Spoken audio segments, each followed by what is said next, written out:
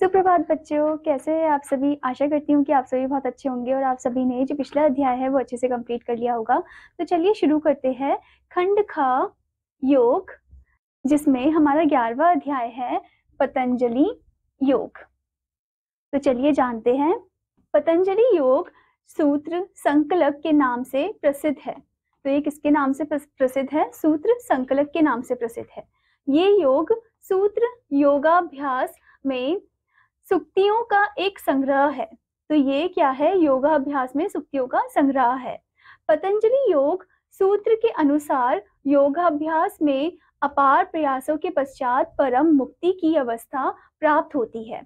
ठीक है, तो इसमें क्या होता है? एक परम मुक्ति की अवस्था प्राप्त होती है।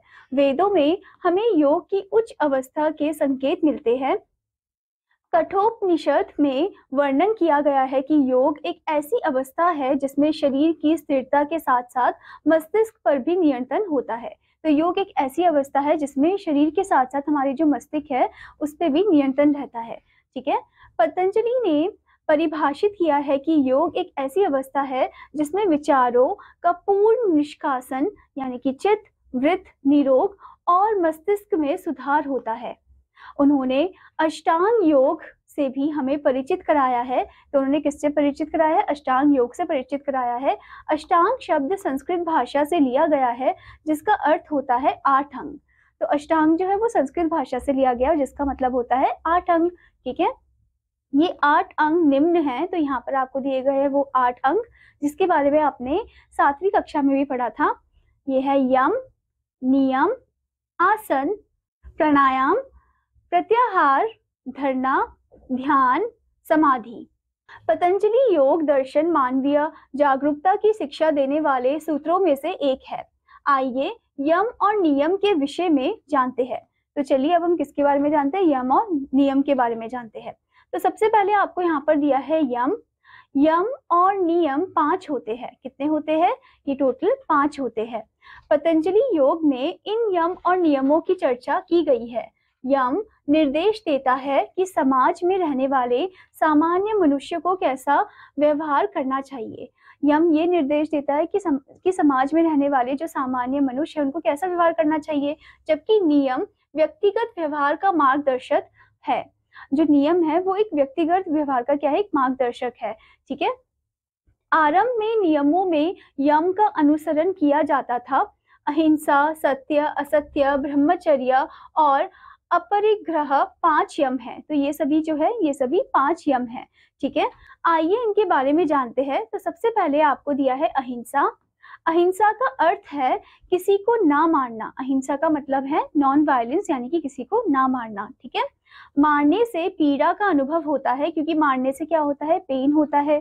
ठीक है, अहिंसा अहिंसा का अर्थ है किसी को ना सताना, और इसी से हम बोल सकते हैं कि जो अहिंसा है उसका अर्थ है किसी को ना सताना। ठीक है, किसी को मानसिक आघात पहुंचाना भी अहिंसा है। अगर आप किसी को मानसिक आघात पहुंचा रहे हो तो वो भी आपके लिए क्या है? वो भी उस पर्सन के लिए अहिंसा है। ठीक है, तो मतलब हमने उस पर्सन के प्रति एक अहिंसा शो की है इसका मतलब। ठीक है, यह मौखिक हिंसा है, ये एक मुंह से बोली गई हिंसा है। योग के अनुसार किसी का अहित सोचना भी हिंसा है, और योग के अनुसार तो ये भी है कि किसी के बारे में आप बुरा सोच रहे हो तो वो भी क्या? एक अहिंसा है। ठीक है, अतः अहिंसा में शारीरिक, मौखिक और मानसिक सभी पहलू सम्मिलित है। तो ये सभी पहलू जो है ये सभी एक साथ मिले हुए हैं। ठीक है, यह योग विज्ञान की गहराई की ओर संकेत करता है। तो ये जो योग विज्ञान है ये उनकी गहराई की ओर संकेत करता है। पतंजलि योग में एक कहावत है, अहिंसा प्रतिष्ठायाम तत्सन्निधो विरत गहा। जो व्यक्ति अहिंसा का पालन करता है वह शत्रुता की भावना को समाप्त करने में सफलता प्राप्त करता है। कि जो अहिंसा को पालन करता है वो जो शत्रुता की जो भावना है उसको समाप्त करने में सफल रहता है। ठीक है, यदि अहिंसा का लंबे समय तक पालन किया जाए तो साधन ही नहीं अपितु आसपास का वातावरण भी प्रभावित होता है। अगर आप अहिंसा का पालन करोगे तो सादा ही नहीं, आसपास का जो वातावरण है वो भी क्या होगा, वो भी प्रभावित होगा। ठीक है। और संपर्क में आने वाले अन्य लोगों के मस्तिष्क में से शत्रुता की भावना भी समाप्त हो जाएगी, और उसके संपर्क में आने वाले जो लोग हैं उनके मस्तिष्क में से जो शत्रुता की भावना है वो भी समाप्त हो जाएगी। ठीक है। इस प्रकार अहिंसा शारीरिक, मानसिक और मौखिक शत्रुता की भावना को नष्ट करती है। तो ये जो अहिंसा है ये इन सभी भावनाओं को नष्ट करती है। साधक व उसके आसपास का वातावरण भी परिवर्तित होता है, और साधक और उसके आसपास का जो वातावरण है वो भी परिवर्तित हो जाता है। ठीक है। जबकि सभी साधक समाधि की महत्वाकांक्षा नहीं रखते हैं, पर जो सभी साधक है वो समाधि की महत्वाकांक्षा नहीं रखते। ठीक है। अब यहाँ पर आपको दिया है सत्य के बारे में, सत्यवादिता। सत्य और भी गहरा है, यह मात्र सत्य बोलने तक ही सीमित नहीं है, अपितु इसमें बातों की उचित समझ की सच्चाई का होना भी आवश्यक है। इसका मतलब सिर्फ ये नहीं कि आपको सत्य बोलना है, इसका मतलब है कि इसको आपको गहराई से जानना है। ठीक है। सत्य को समझने के लिए एक तार्किक बुद्धि की आवश्यकता होती है। भ्रम और द्वंद्व के मिटने से तार्किक बुद्धि आती है। भ्रम और द्वंद्व मिटता है मन, वचन और कर्म से एक समान रहने से। ठीक है। तो जो ये जो भ्रम और द्वंद्व है कैसे मिटता है, जब मन, वचन और कर्म जो है वो एक समान में रहते हैं। ठीक है। तभी आप सत्य की ओर पहुंचते हो। अब आपको यहाँ पर दिया है असत्य यानी कि ईमानदारी। सत्य का अर्थ है चोरी। सत्य का अर्थ है चोरी। असत्य का अर्थ है चोरी की भावना ना रखना। असत्य का अर्थ क्या है, चोरी की भावना ना रखना। अर्थात जो वस्तु अपनी नहीं है उसे अपने पास ना रखना, जो आपकी नहीं है उसे अपने पास ना रखना। ठीक है। धन, भूमि, संपत्ति, नारी, विद्या आदि कोई भी ऐसी वस्तु जिसे अपने पुरुषार्थ से अर्जित किया गया हो या किसी ने हमें भेंट या पुरस्कार में दिया हो, उसे लेने के विचार से ही असत्य खंडित होता है। उसी लेने के विचार से क्या होता है, एक असत्य जो है वो खंडित होता है। इस भावना से मन में तो प्रभाव होता ही है, अपितु उससे मानसिक प्रवृत्ति में भी बाधा उत्पन्न होती है। मन रोगग्रस्त हो जाता है, तो मन में एकदम रोग भर जाता है। ठीक है। तो इसीलिए आपको ईमानदार रहना चाहिए। ठीक है। जो आपका है उसी में आपको संतुष्ट रहना चाहिए। ठीक है बच्चों। अब उसके बाद आपको यहाँ पर दिया है ब्रह्मचर्या। योग साधक को संयम रखना चाहिए, लेकिन इसका अर्थ यह नहीं कि वह अपने परिवार को त्याग कर साधु बन जाए। तो इसका मतलब ये नहीं है कि अपने परिवार को छोड़कर वो साधु बन जाए। जब कोई साधक स्वयं योग के मार्ग में आगे बढ़ता है तो वह सांसारिक गतिविधियों से मुक्ति का अनुभव करता है और सभी इच्छाओं से मुक्त हो जाता है। इसलिए वह सरलता से साधना व ध्यान लगा सकता है।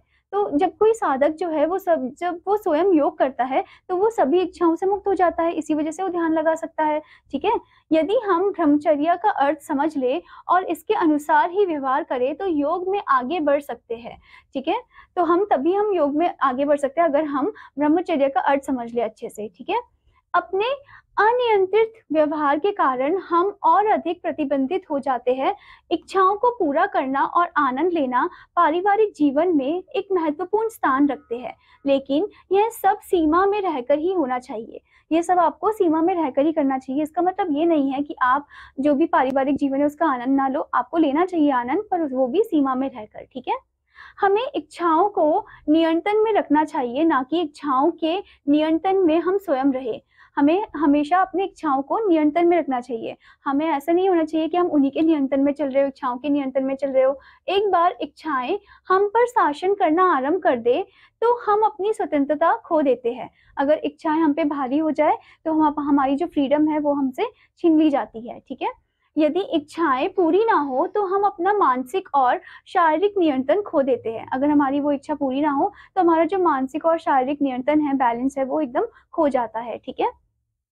एक पारिवारिक व्यक्ति को दूसरी महिला के प्रति निम्न बातों को अनदेखा करना चाहिए। तो कुछ ऐसी बातें जो अनदेखा करना चाहिए दूसरी महिला के प्रति, जैसे कि उसके बारे में मन में विचार करना, ये अनदेखा करना चाहिए। उसके बारे में कोई बात सुनना, ठीक है, उससे बात करना, ठीक है, उसकी और अथवा उसके साथ हंसना, उसे देखना, उसके साथ अकेले में बातचीत करना, उसको स्पर्श करना, उससे प्रेम करना। ठीक है। तो ये सभी बातें उनको क्या करना चाहिए, अनदेखा करना चाहिए। ठीक है।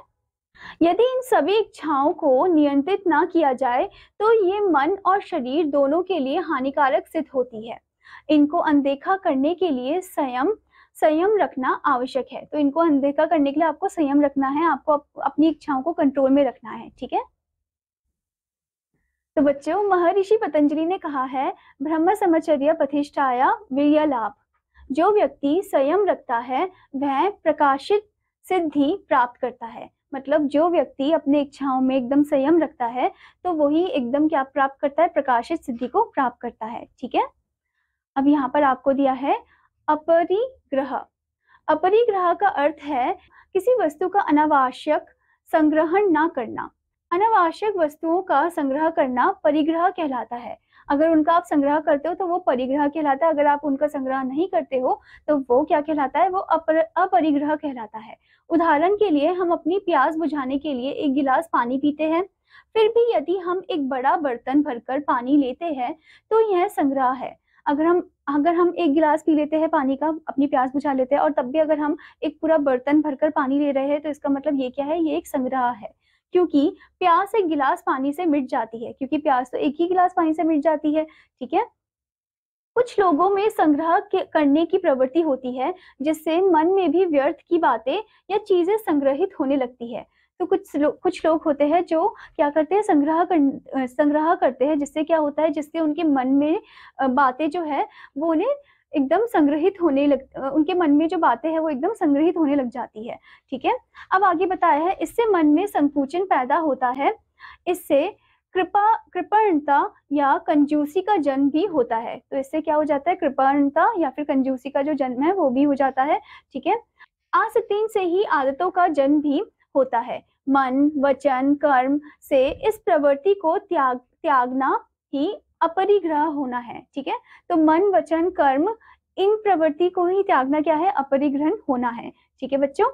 किसी भी विचार और वस्तु का संग्रह करने की प्रवृत्ति छोड़ने से व्यक्ति के शरीर का संकुचन हट जाता है, जिसके कारण शरीर शांति का अनुभव करता है। तो उसके कारण क्या होता है कि जो शरीर है वो हमारा शांति का अनुभव करता है। ठीक है, आनंद लेता है। ओके,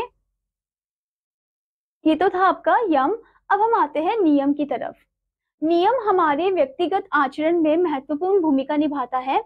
नियम अभ्यास सकारात्मक वातावरण को बनाने में सहायक होता है, जिससे योग के पथ पर बढ़ने के लिए आवश्यक आत्मशक्ति व आत्मानुशासन की प्राप्ति होती है। तो जो नियम है वो हमारे ही जो अपने आप को जानना, ठीक है, अपने आप को अच्छे से जानना, अपनी इच्छाओं को कंट्रोल में रखना, अपनी इंद्रियों को कंट्रोल में रखना। ठीक है। तो उससे क्या होता है, हमारी बॉडी भी स्ट्रांग रहती है, हेल्दी रहती है, और योग के पथ पर हम जब चलते हैं तो हमारी जो आत्मशक्ति है वो भी रहती है अच्छी। ठीक है। महर्षि पतंजलि ने योग के निम्नलिखित 5 नियम बताए हैं। तो सबसे पहला है नियम शौच यानी कि शुद्धि। शौच शुद्धि अनेक योगिक तकनीकों का मुख्य उद्देश्य है। पतंजलि के 5 नियमों में से ये पहला सिद्धांत है।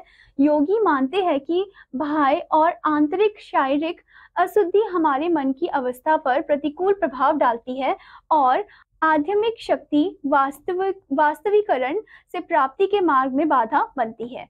ठीक है। तो यहाँ पर ये बताया गया है कि हमारे शरीर से बाहर की जो चीजें हैं, ठीक है, जो अशुद्धि होती है वो हमारे मन की अवस्था को बदल देती है। ठीक है, प्रतिकूल में डाल देती है वो।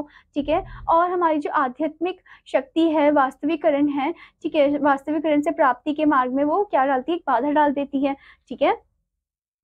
अब उसके बाद आपको यहाँ पर बताया है पॉइंट संतोष संतुष्टि। योगी कहते हैं कि जब हम जीवन में मिली सभी वस्तुओं से पूर्णतः संतुष्ट होते हैं तभी हमें सच्चे सुख व आनंद की प्राप्ति होती है। हमें जो भी जीवन में मिला है उससे अगर हम संतुष्ट रहते हैं तभी हमें एक आनंद की प्राप्ति होती है। हम सोचते हैं कि वस्तुओं और सामान को एकत्र करके हम सुख प्राप्त कर सकते हैं, लेकिन व्यक्तिगत अनुभव और साधुओं की शिक्षाओं से सिद्ध होता है कि भौतिक वस्तुओं से प्राप्त सुख अस्थायी होता है। हम ये सोचते हैं, हमारा ये मानना है, अभी भी मनुष्य का ये मानना है कि हमें अगर वो वस्तु मिल जाएगी तो हम खुश हो जाएंगे, सुख हो जाएंगे, सुखी हो जाएंगे। पर जब हमें वो वस्तु मिल जाती है तब हम फिर से दुखी हो जाते हैं। फिर हमें लगता है कि नहीं, अब हमें और एक और वस्तु को पाना है। तो इसके हम हमेशा ग्रीड में रहते हैं, ठीक है, लालच में रहते हैं इसी चीज को लेकर। जबकि जो साधु हैं वो बोलते हैं कि आपको ऐसा नहीं करना है। ठीक है, आपको यहाँ पर बताया गया कि साधुओं की शिक्षाओं से सिद्ध होता है कि भौतिक वस्तुओं से प्राप्त सुख अस्थायी होते हैं। जो ये बाहर की जो वस्तुएं हैं जिसको आप पाना चाहते हो, ये क्या है, ये अस्थायी होते हैं। ठीक है। संतोष हमें अनावश्यक दुखों से मुक्त कर हमारे जीवन में आनंद और सुख देता है। अब ये जो संतुष्टि है, ये जो संतोष है, ये क्या करता है, ये हमें दुखों से मुक्त करता है और हमारे जीवन में आनंद और सुख देता है। ठीक है। अब उसके बाद हमें अगला पॉइंट बताया है तप यानी कि वैराग्य। तप आत्मनियंत्रण और आत्मबल प्राप्त करने का एक यौगिक अभ्यास है। सामान्यतः तप वह कर रहा है जो आप नहीं करना चाहते। इससे आपके जीवन में सकारात्मक प्रभाव पड़ता है। जब हम अपने मन की इच्छाओं से संघर्ष करते हैं तो एक आंतरिक ऊर्जा उत्पन्न होती है जिससे हमारी मानसिक और शारीरिक अशुद्धता नष्ट होती है। तब का मतलब है कि आप अपनी इंद्रियों को कंट्रोल में लेकर आना। ठीक है। और जब आप अपने अंदर की इंद्रियों को कंट्रोल में लेकर आते हो तो आप एक ऊर्जा उत्पन्न करते हो जिससे आपकी जो भी मानसिक और शारीरिक अशुद्धता है वो नष्ट हो जाती है।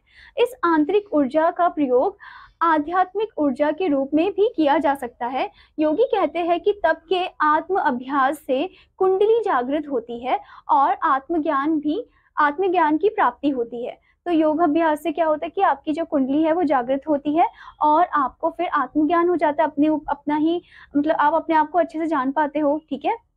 तब हमें शुद्ध करता है और हमारे योग करने की इच्छा शक्ति और व्यक्तिगत शक्ति को बढ़ाता है। और ये जो तप है ये हमें शुद्ध कर देता है और हमारे योग करने की जो इच्छा शक्ति है, व्यक्तिगत शक्ति है, उसे इंक्रीज कर देता है। ठीक है बच्चों। अब आगे बताया है स्वाध्याय यानी कि आत्मचिंतन। स्वाध्याय का अर्थ है स्वयं का अध्ययन, यानी कि अपने आप का क्या करना, अध्ययन करना। ठीक है। जीवन निर्माण और सुधार संबंधी पुस्तकों को पढ़ना, परमात्मा और मुक्ति की ओर ले जाने वाले ग्रंथों का अध्ययन, श्रवण, मनन, चिंतन आदि करना स्वाध्याय कहलाता है। अगर आप जीवन निर्माण या फिर जो मोटिवेशनल इंस्पायरिंग स्टोरीज आप पढ़ते हो, बुक पढ़ते हो, ठीक है, और आप परमात्मा मुक्ति की ओर ले जाने वाले ग्रंथों का अध्ययन करते हो, श्रवण करते हो, मनन करते हो, चिंतन करते हो, तो यही आपको कहाँ पर ले जाता है, यही क्या कहलाता है, स्वाध्याय कहलाता है, यानी कि अपने आप को जानना। ठीक है। आत्मचिंतन का नाम भी स्वाध्याय है, इसका नाम भी क्या है, स्वाध्याय है। अपने बारे में जानना, अपने दोषों को देखना भी स्वाध्याय है। अपने बारे में जानना और अपनी जो दोष है, जो भी बैड क्वालिटीज है, उनको देखना क्या है, एक स्वाध्याय है। ठीक है। स्वाध्याय का जीवन निर्माण में महत्वपूर्ण योगदान है, बहुत ही इंपॉर्टेंट प्लेस है, इंपॉर्टेंट रोल है। स्वाध्याय से व्यक्ति का जीवन, व्यवहार, सोच और स्वभाव बदलने लगता है। तो उनके जो जीवन है, व्यवहार है, सोच है, स्वभाव है, वो क्या हो जाता है, चेंज होने लग जाता है। ठीक है। अब आपको बच्चों यहाँ पर दिया ईश्वर प्राणिधान। एक ही ईश्वर है जिसे ब्रह्मा, परमेश्वर या परमात्मा कहा जाता है। ईश्वर निराकार और अजन्मक अप्रकट है। ईश्वर जो है वो निराकार है, ठीक है, अजन्मक है और अप्रकट है। उस ईश्वर के प्रति आस्था रखना ही ईश्वर प्राणिधान कहलाता है। तो उस ईश्वर के प्रति आप जब आस्था रखते हो तो उसी को ही हम क्या बोलते हैं, ईश्वर प्राणिधान बोलते हो। नियम में योग के दो पहलू बताए गए हैं। तो नियम में योग के दो पहलू आपको बताए गए हैं। पहला, स्वयं से ऊपर उठकर किसी के लिए भक्ति भाव। ठीक है। दूसरा, निस्वार्थ कर्म योग। पतंजलि हमें बताते हैं कि योग के उद्देश्य की प्राप्ति के लिए हमें अपने अहंकार पूर्ण स्वभाव और अपनी स्थिर पहचान से मुक्त होना आवश्यक है। अब पतंजलि हमें क्या बताते हैं कि योग के उद्देश्य की प्राप्ति के लिए हमें क्या करना चाहिए, अपने अहंकार पूर्ण स्वभाव से मुक्त होना चाहिए और अपनी स्थिर पहचान से हमें मुक्त होना चाहिए। हम जैसे सोचते हैं ना कि हमारी ये पहचान है दुनिया में, ठीक है, ईगो वगैरह, इससे हमें मुक्त होना चाहिए। ठीक है। योग अभ्यास से होने वाले लाभ हमें तभी दिखाई देंगे जब हम स्वयं से ऊपर उठकर परमात्मा का ध्यान करेंगे। तो यहाँ पर ये बताया गया बच्चों कि योग अभ्यास से जो होने वाले लाभ है वो हमें तभी दिखाई देंगे अगर हम स्वयं से ऊपर उठेंगे, ठीक है, और ध्यान करेंगे अपने परमात्मा के ऊपर। इस साधारण संपूर्ण कार्य के द्वारा हम परमात्मा से उच्च शक्ति संबंध स्थापित करते हैं। ठीक है। तो इस साधारण संपूर्ण कार्य से हम क्या करते हैं, अपने परमात्मा के साथ एक संबंध स्थापित करते हैं। हमारा योगाभ्यास आध्यात्मा बन जाता है और हमारे अंदर कृपा, आंतरिक शक्ति और असीम प्रेम भर जाता है। ठीक है। इस प्रकार पतंजलि के अष्ट मार्ग से यम और नियम सुदृढ़ नींव का कार्य करते हैं। यम और नियम का अभ्यास एक यात्रा और प्रक्रिया है। तो इनका अभ्यास का एक यात्रा और प्रक्रिया है। इसलिए एक समय में एक कदम यम अथवा नियम बढ़ाओ और बिना सिद्धि की चिंता किए करुणा के साथ आगे बढ़ो। ठीक है, तो इसलिए आपको एक एक समय में एक एक कदम बढ़ाना है, धीरे धीरे करके चलना है। ठीक है, यम अथवा नियम की ओर, और आपको सिद्धि का चिंतन नहीं करना है। ठीक है, आपको बस आगे बढ़ते रहना है। ठीक है बच्चों, आशा करती हूँ बच्चों कि आपको यह अध्याय अच्छे से समझ में आया होगा। तो आपका होमवर्क है कि आपको इस अध्याय को अच्छे से पढ़ना है और इसमें कही गई बात को आपको फॉलो करना है और इसके एक्सरसाइजेस भी आपको अच्छे से कंप्लीट करनी है। अब मैं आपको मिलूंगी अगले अध्याय में, तब तक के लिए धन्यवाद बच्चों।